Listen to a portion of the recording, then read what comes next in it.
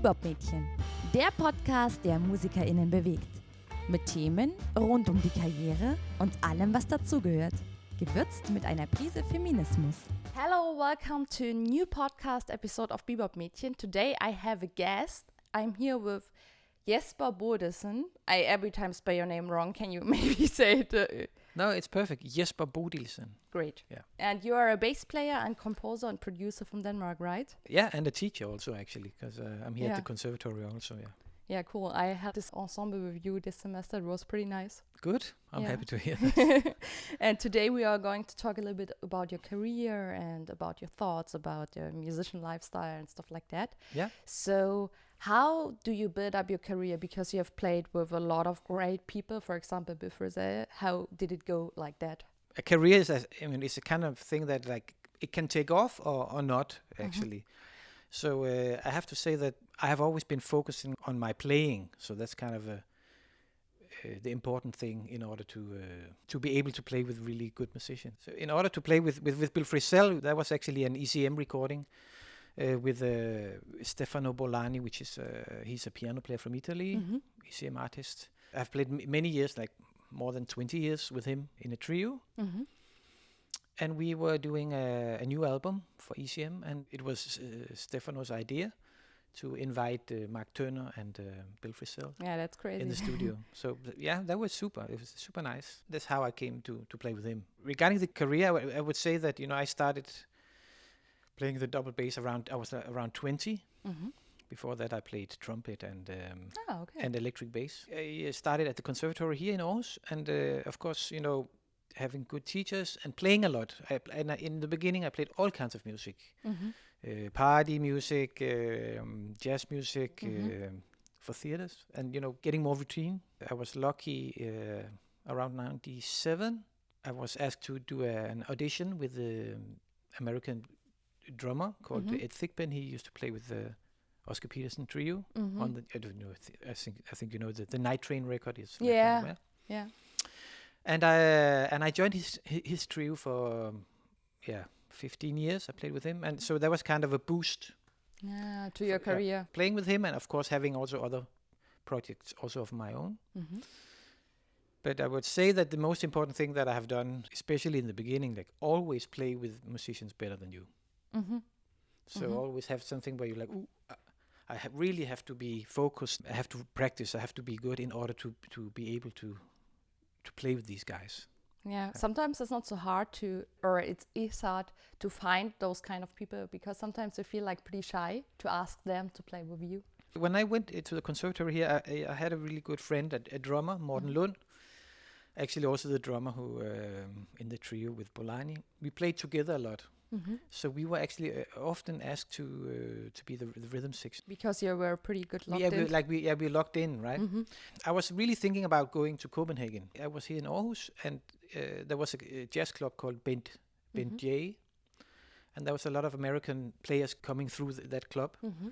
And I was lucky to be asked to do a lot of these concerts, mainly because there wasn't that many bass players around. If I had stayed in Copenhagen, I might not have had the same chances, because there was like 30 other bass players much better than me. So I actually got some possibilities to play with top shelf jazz musicians.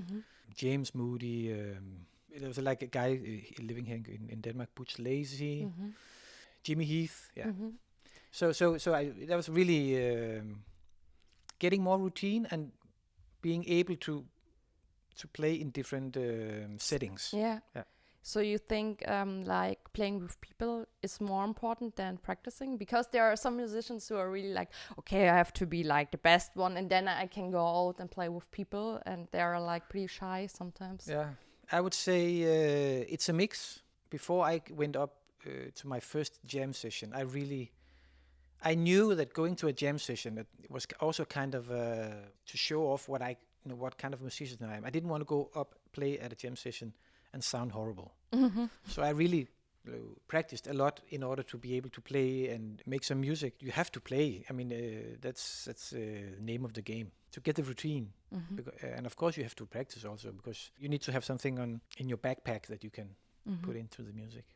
And when you're practicing, on which kind of things you're focused in that helps you a lot, or that give you like a good input? Because sometimes there's a lot of things that you can practice on, and sometimes works pretty well and others don't working.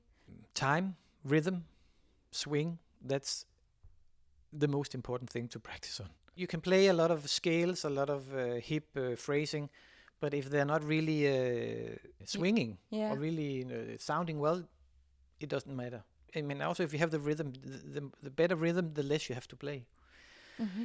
So I have been really focusing on the rhythm, also because, of course, as a bass player, you need to do that. I guess that's also one of the reasons why I kind of fast got a lot of work, a lot of things to do, because I had a good swing and a good sense of form. Pretty basic, actually, but I mean, just in the beginning of my career, I still work on rhythms a lot. Now it's more advanced, of course. Mm-hmm.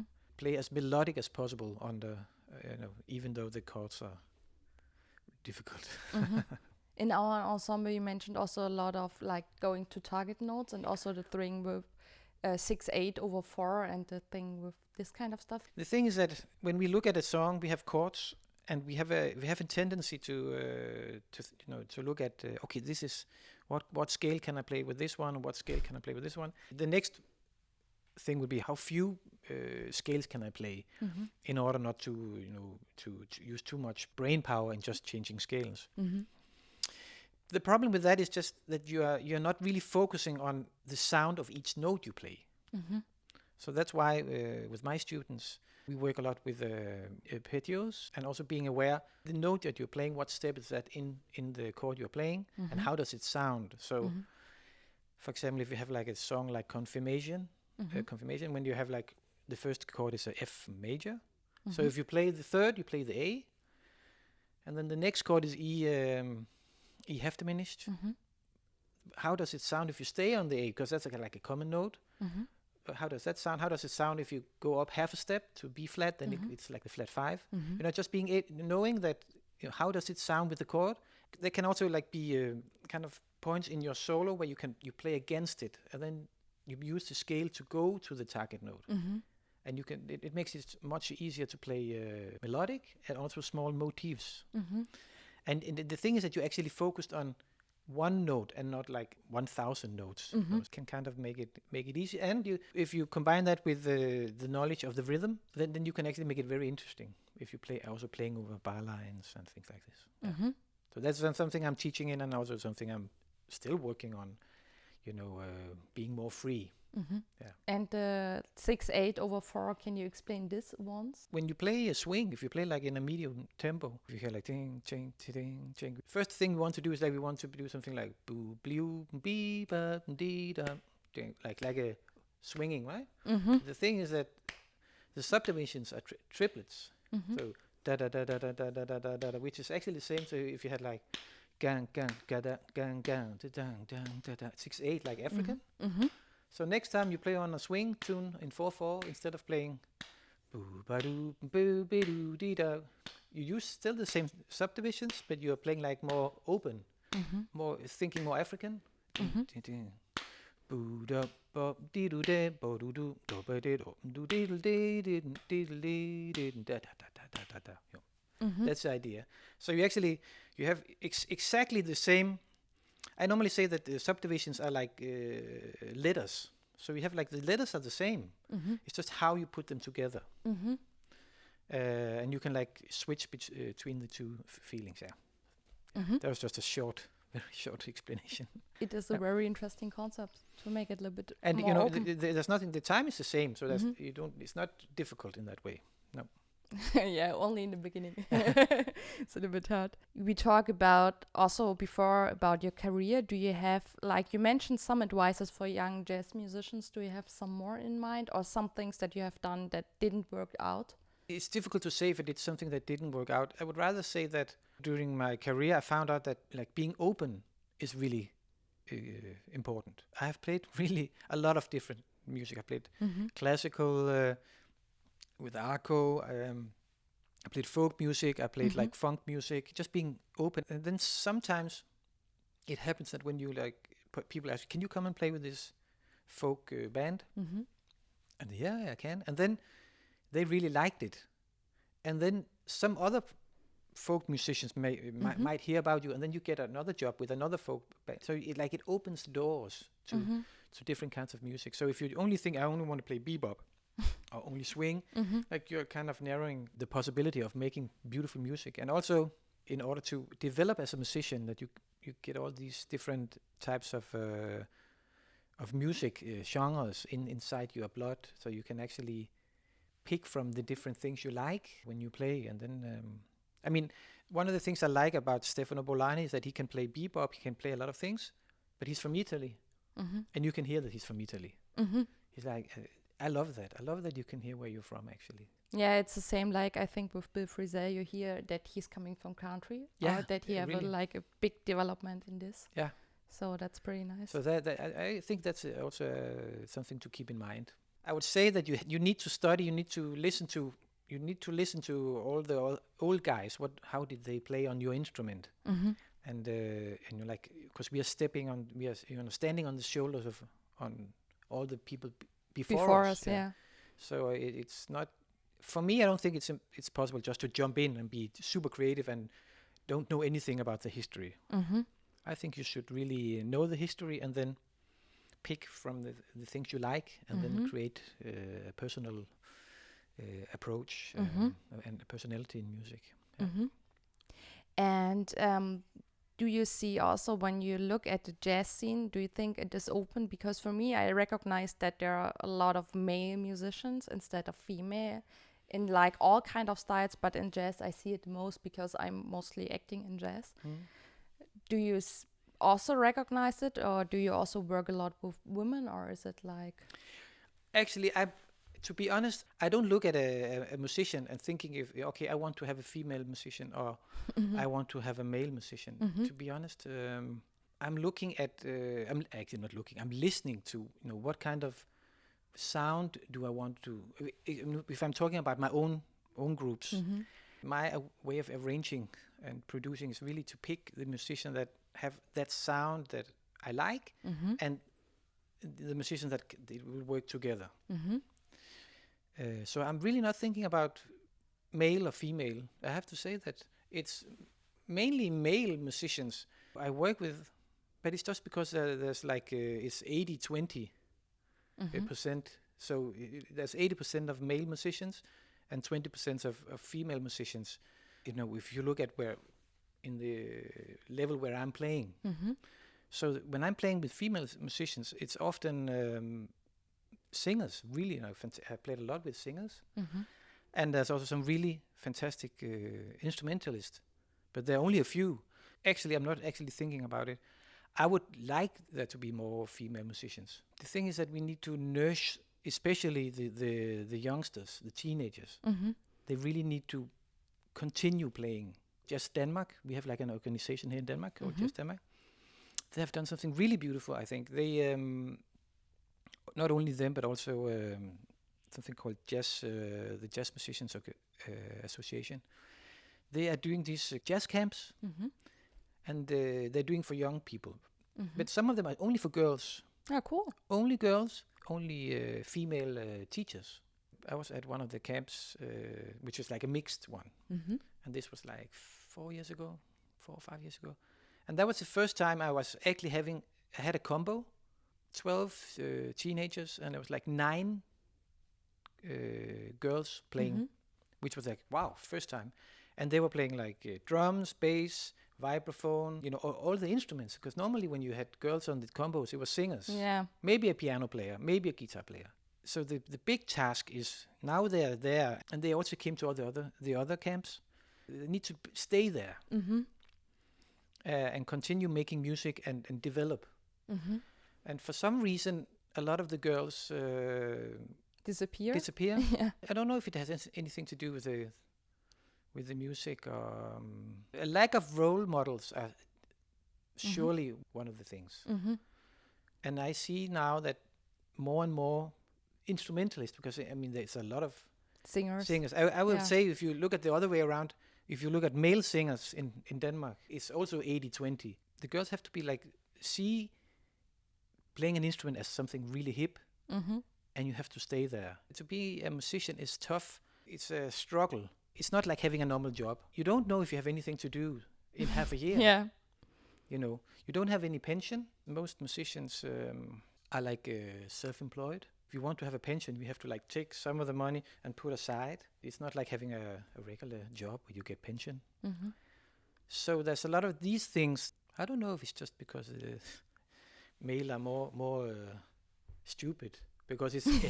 I have to, in a way, to say. I have to say, if you just put the music away and just talk about the practical thing about being a musician and all the uncertainty and all the work you're putting in, not knowing what the outcome will be.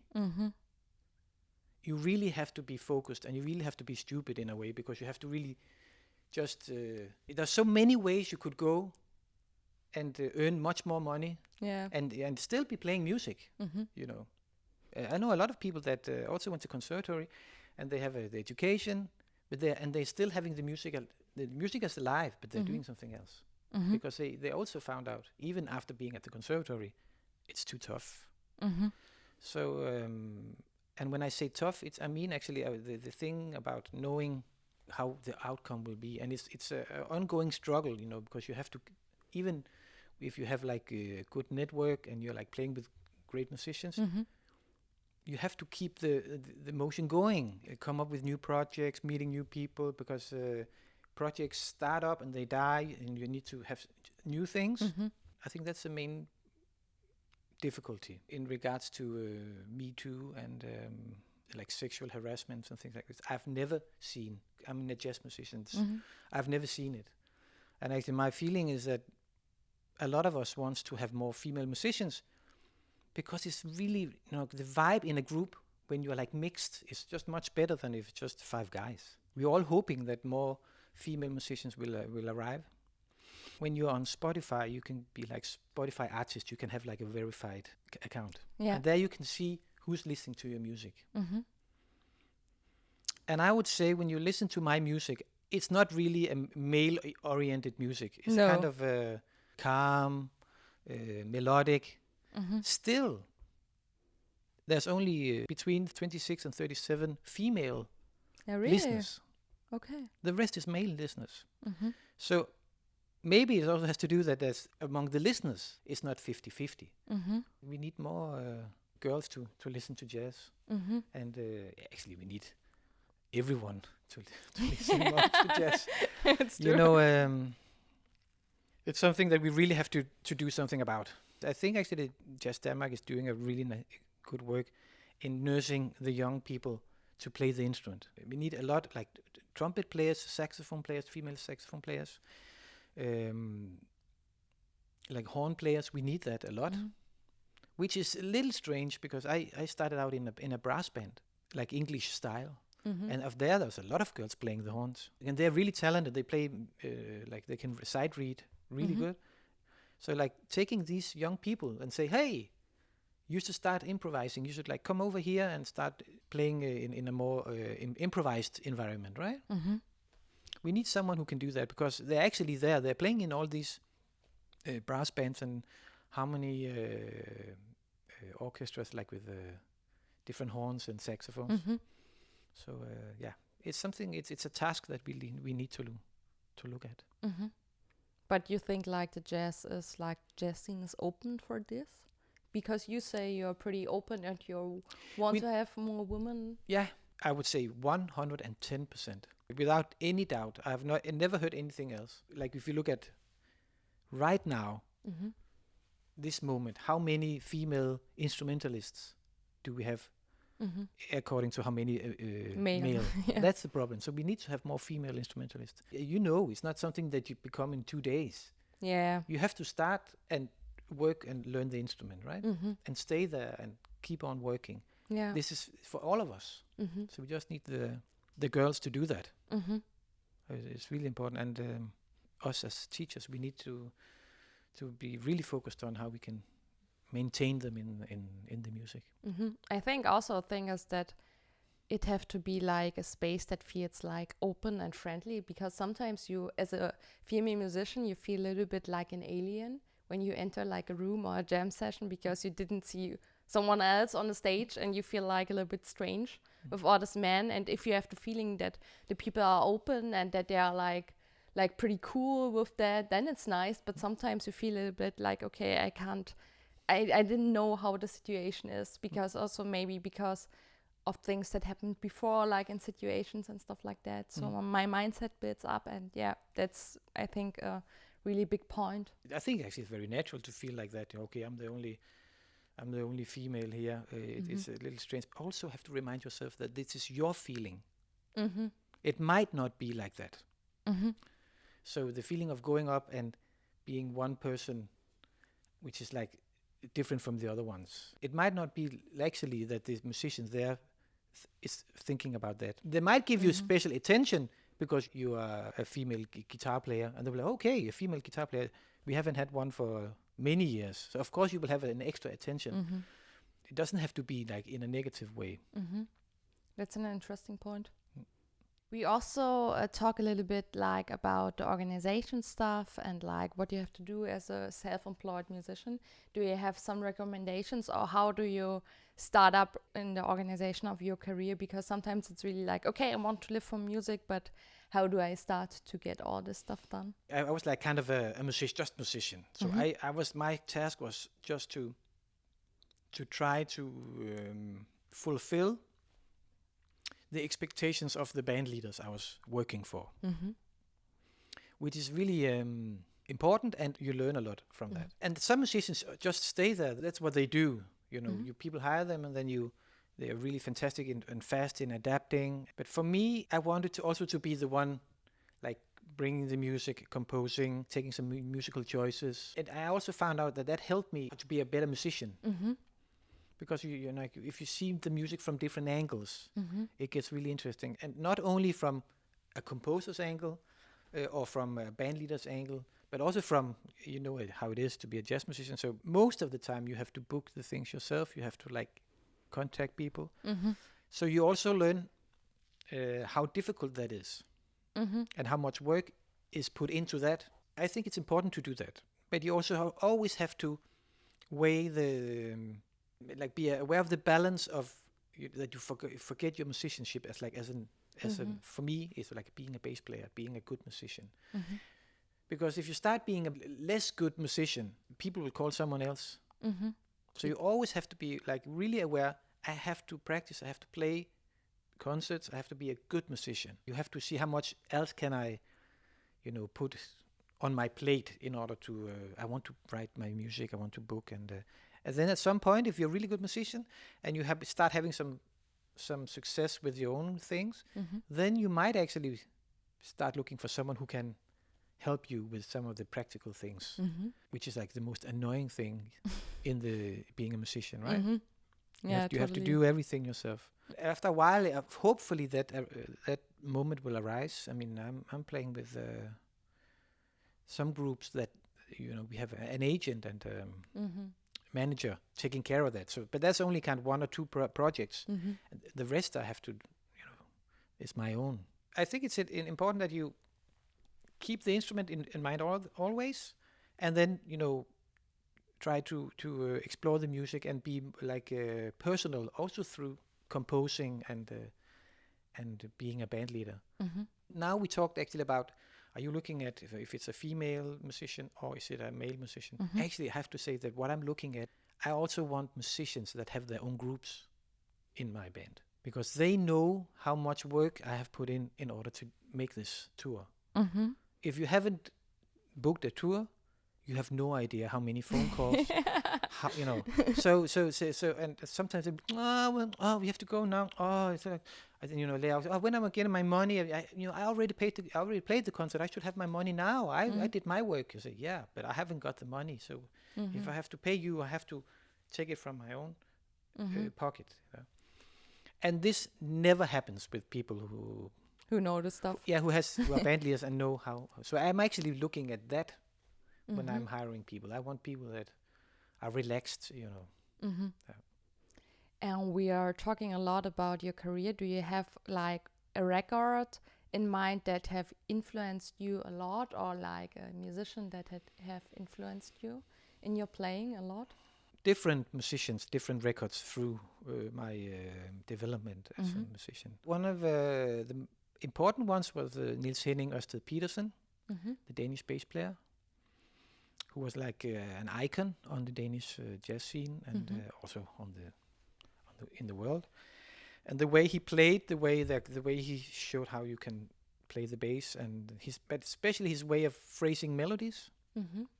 That was kind of the first thing. Later on, like Charlie Hayden. Actually, one of my favorite albums of Niels Henning was one called The Puzzle. I think it's also called The Viking. It depends on what streaming you're using. Charlie Hayden, there's a record I love a lot called Nocturne. When I started playing with Ed Thigpen, I checked out all the Oscar Peterson trio albums, and of course I listen a lot to Ray Brown.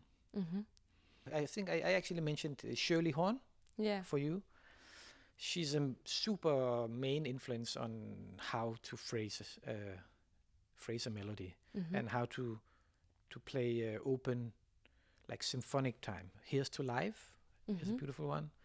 Also one called Softly. But I mean, all her albums are amazing.